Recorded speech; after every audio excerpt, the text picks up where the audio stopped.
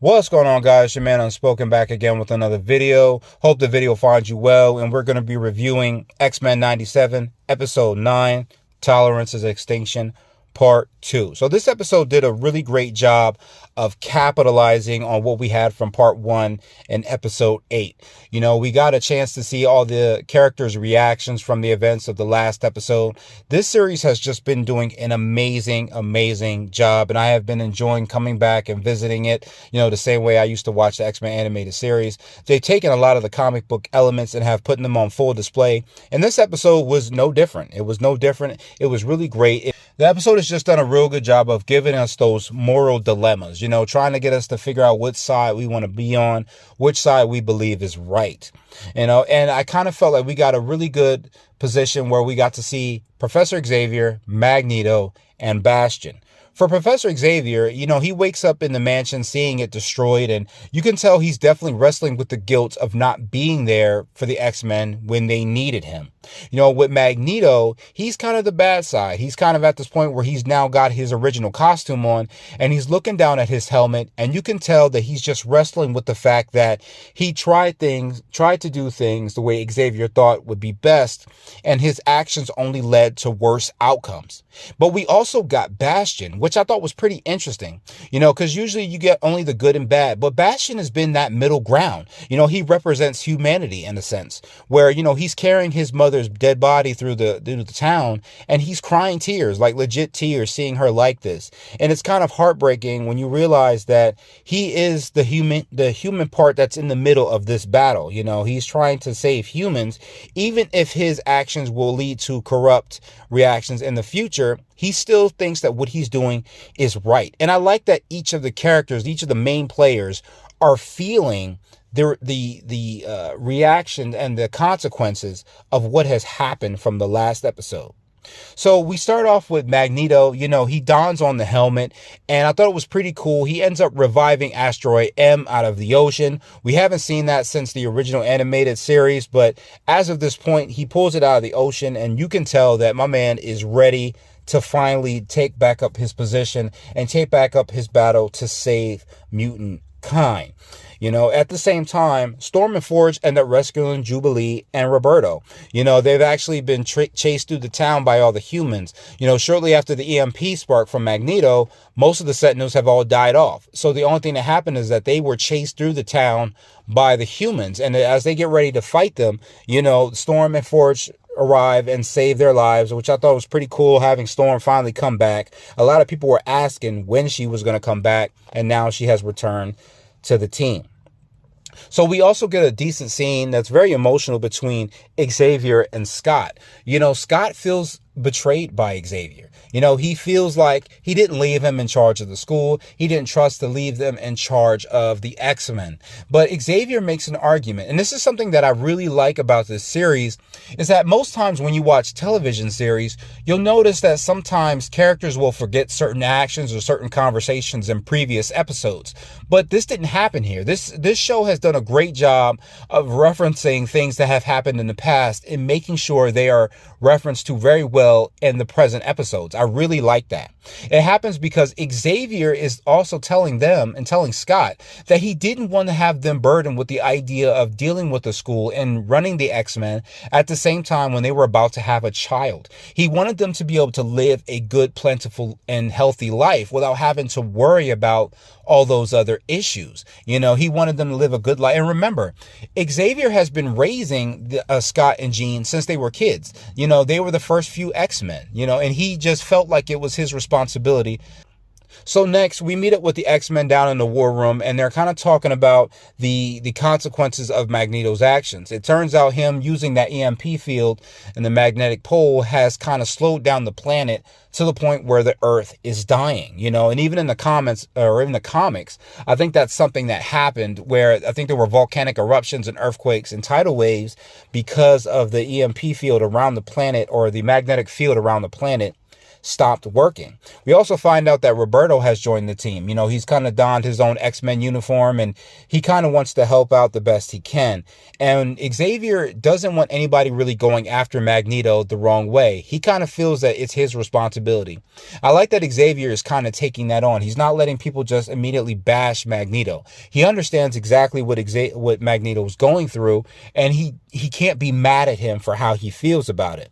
So Scott comes up with the idea that in order to save the planet, they've got to stop Magneto, but they've also got to stop Bastion. So they split up into different teams. Scott will lead a team after Magneto, and Storm will lead a team to go after Bastion. Beast and Forge also come up with an idea to build a collar to neutralize Bastion's control over the Sentinels, which I thought was kind of funny because we get a quick scene where Storm gets pissed off because the word neutralize is being used. And Forge is like, hey, you don't want to be using that word around her. So we get another emotional wait scene where, Xavier goes to talk to Rogue. He feels legitimately bad about Remy's death. He feels bad that he wasn't there to help them through it and to guide her through it. And, Rogue is still doubling down. She's still angry at the way the professor has always tried to do things, and that it hasn't had any kind of good positive outcomes, since he's left, or even when he came up with the idea for the X-Men. At the same time, right after that, Magneto appears. We get the asteroid M descending out of the sky, and, we also get this, we kind of get that power dynamic between Xavier and Magneto. I've always said that Xavier's always like the MLK, and, Eric is more like the Malcolm X. And, Magneto makes some points. He's saying that he's tried it his way, and that everything he's done to try to do it his way has not done any justice. He told him that you left me in charge, and despite everything you believed in, they still have done exactly what they always do.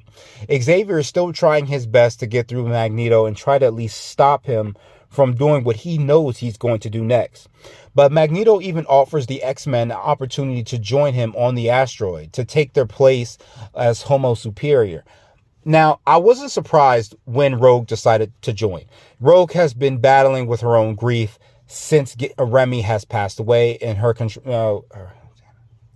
Rogue has been battling with her grief since Remy's death, and it made sense to me that she was ready to join them. And she even says, you guys weren't there. You didn't see all the death. You didn't see all the loss, or even see Remy die. You don't know exactly what it felt like. So she decides to join Magneto. Roberto ends up joining as well. He feels upset about his mother abandoning him. And not only that, the way the people treated him, even though he surrendered and did exactly what he should do, people still tried to kill him. And it kind of makes sense that he would feel that way. I wasn't mad at neither one of them. They had legit reasons for joining up and feeling angry at humanity. So, even though they leave, Magneto still leaves that door open. He doesn't close it. He even tells them, you still have the opportunity to join me. I'm not going to stop you. And they end up leaving. But we do get kind of like a heartwarming scene between Scott and Nathan. We kind of get the father-son dynamic, where he's opening up, and there's kind of like, they're not really getting too deep in it, but he just says things that Nathan needs to hear, and it kind of puts a little smile between the two of them. And I like that we also got Nathan, or Cable, ends up getting his X-Men uniform, and we got the black leather comment that of course we get from the Fox X-Men films, which was a pretty nice callback to those and a nice joke towards them. And it was also the same kind of outfit that Cable wears in Marvel vs. Capcom. If you guys have played that game before from back in the day, it was a pretty awesome game. So the X-Men also start donning on their classic suits. We get to see them put on the 80s nostalgic outfits. Wolverine's got the brown and yellow. Scott's got the cowl over his head with his visor. Kurt gets his original outfit. Everybody puts on their original outfits. Even Jean puts on her original Marvel Girl outfit. And I thought it was pretty cool watching them walk out the door, just personifying exactly what the X-Men stand for, is, saving humanity, both humans and mutant alike. Xavier is still trying to get through President Kelly, who is getting ready to enact something called the Magneto Protocols, which is probably something to take Magneto out in the event that he becomes too powerful, or he doesn't stop doing exactly what he's doing, or he becomes too dangerous. But he tries to talk down Kelly and says, at least give the X-Men a chance to try, and he offers that he allows it to go through, and the team splits up. Storm and Force decide to keep the Sentinels busy while Jean and the other X-Men go after Bastion. And I thought it was a really nice scene, seeing the sisterhood between Jean and Storm. Often sometimes characters can be missed over in the show, and I like that the show does a great job of balancing all the characters properly to the point where you get emotional beats with all of them. I like the conversation because before, remember, that wasn't Jean that she was dealing with. It was Madeline. But everything that Madeline has ever said or done has trickled down into Jean as well. So that companionship, that sisterly love between the two of them is still there. And I like when Storm says, Jean says, make sure they weather. I think she said, no, it's Jean that says, mind your weather. And Storm says back to them, make sure they weather your mind. And I like that little scene between the two of them. It was really awesome. So the team splits up, and as they're going after Bastion, the Sentinels start to attack them. Bastion already knew they were coming. And we get a pretty cool, another cameo as Morph transforms into the Hulk. He starts taking out the Sentinels left and right. It was a pretty awesome scene. And I liked all the transformation Morph has done. It seems like all the cameos that people were wondering if we'd seen, they integrated that into Morph. And I thought that was pretty cool. Morph even says Morph Smash. And I like how we get the combo attacks between, both Morph and Beast. I like that. They were pretty cool. They were both taking out the Sentinels left and right. It was pretty cool. But then we also kind of got a Sinister versus Jean fight. Sinister gets the drop on Jean and starts attacking her, and he's teasing her about Madeline, but Jean is not listening to it. As a matter of fact, she doubles down on it well. I like that they did that in this episode. Like I said, this is something the show has done well. Usually when a character is fighting another character, it seems like that character loses all type of control of everything it's really weird. I don't know if anyone's ever noticed it. It's like the character forgets how to fight, or they lose their identity or something like that. This didn't happen in this episode. Jean even said that Madeline fights with me. And I like that was something that was put in this episode. It's something so small, but I really like that they did that. But Sinister ends up getting control over Cable and using him against her. Now, mind you, Cable's nanotech virus only will start to affect him if he uses his mutant abilities. Now, he doesn't just have kind of like a control, or like his abilities are only limited, okay? Because he can't use them to the fullest extent because he does have psychic abilities as well. But he can never really go deep into it because every time he does, he ends up expanding or spreading that virus. If you guys ever see Cable, all the metal and stuff that's attached to his arm is what keeps the virus in check. But if he uses his psychic abilities too much, that virus will spread. So he ends up using it. So I'm curious to see if by the next episode we see he ends up dying from that, or he is dying from it. I'm not sure, but I look forward to see what happens in the next episode. But while they're fighting, Jean also reaches out to Scott and is able to tell him that she loves him right as things just go blank. But at this same time, the X-Men have finally gotten, to the asteroid to take on Magneto. Rogue and Roberto show up, but Kurt has already teleported them out of there. Now, I saw some comments in some other videos where people were saying some things about Nightcrawler in a sense. I'll get back to that because we all know Nightcrawler can only see, and in order to teleport, he can only see where he's going. Because if he doesn't see where he's going and he tries to teleport, he'll end up inside a wall or something like that. But I had a decent theory about that, and we'll go back to that. So the team goes after Magneto, and I like how Wolverine's like, we're just skipping the blabber. All right, let's go. And he ends, the fight scene was awesome. This episode was just an incredible fight scene. And I don't mind when season finales are like that. I like how one episode just has that complete fight scene. Everybody's getting theirs in. And it was pretty awesome to see. Rogue and Roberto end up joining the fight. It's Rogue against, Wolverine, and also Jubilee against Roberto. Roberto's sitting there trying to apologize, but Jubilee's just past it at this point. And everybody's trying to take down Magneto, Rogue, and, Sunspot. But so far, things are kind of even. There's not any winners or losers. But as they're starting to get they eventually get the helmet off his head. And Xavier, past trying, ends up using his psychic abilities on Magneto heavily, heavily to where we might get like an Onslaught later on. If you guys know the story of Onslaught, it's a pretty interesting story. I won't go deep into it because it hasn't happened yet, but it looks like we might get that the way things have happened. And it looks like they've gotten the upper hand and might be over. But Scott, seeing that vision of Jean and Cable going at it, he attacks the professor because they haven't been successful yet in order to finish Magneto properly.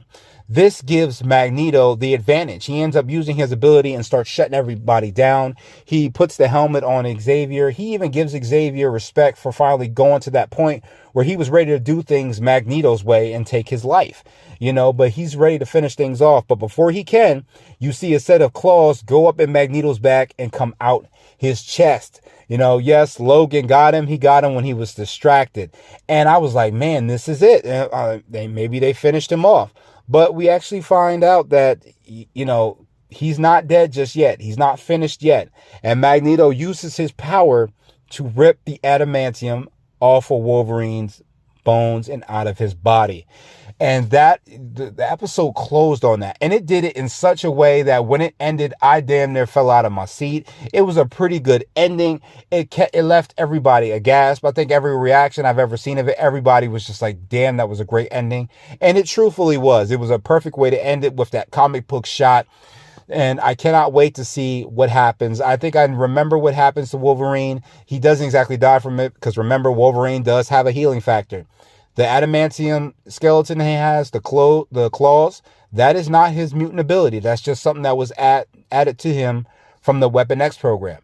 His real ability is to be able to regenerate, and I think he does have the bone claws in his body. So we might get those things later on down the line. But overall, this was just a fantastic episode. Amazing fight scenes. It definitely capitalized on the previous episode. I felt everybody's argument. I felt everybody's position.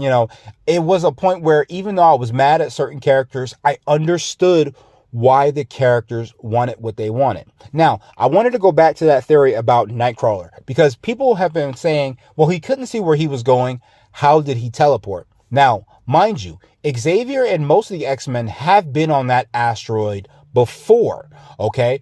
Now, mind you, even though Kurt can't really see where he's going, Professor Xavier could have used his powers to give him a sight of where exactly he needs to go and take them there. Okay, Xavier is that powerful. He can see where he's going like that in his mind. So it wouldn't have surprised me if he was able to look in Kurt's mind and show him exactly where they were going to the point where they could find Magneto in just one teleportation. So a lot of people were mad about that. I kind of accepted it. If I'm wrong, let me know in the comments and I'll accept it, or at least we can talk about it in the comments and come to a resolve for it. Okay. But other than that, great episode. Listen, I don't know what Marvel is doing, but listen, they're talking about doing an X-Men film. And even though I'm excited to see that in the future, I want Marvel and Disney to look at the matter of fact. I know it's not exactly Marvel, so I'll call it and say it's Disney. Listen, Disney, if we're having a cookout, Marvel's allowed to come, but you can't come. In other words, if you're not bringing this level of fire to the live action film that you're going to do for the X-Men, please just stay home, okay? Because this series has done a great job of taking the comic book elements and adapting them to the show very, very, very well. Often people talk about, well, it's just the comic book stuff and Bo DeMeo didn't do anything. He just took the comic book runs and adapted it. So what? He did it in such a great way that the show has done well. It's got a 9 out of 10. Some people are surprised it's not 10 out of 10, but so far it has been amazing. And to just let you guys know, it is not comic book movies fatigue that we're dealing with. It's bad writing fatigue. Okay. We get good comic book writers to step in with some of these writers that are doing these movies. I guarantee you Marvel can find its footing again because this show is definitely evidence of that. I hope you guys enjoyed the video. Leave a like. Let me know. Leave your comments. Hit that bell and that notification and subscribe, man. I'll be bringing some more reviews in the future. All right, guys. I'll catch you in the next one.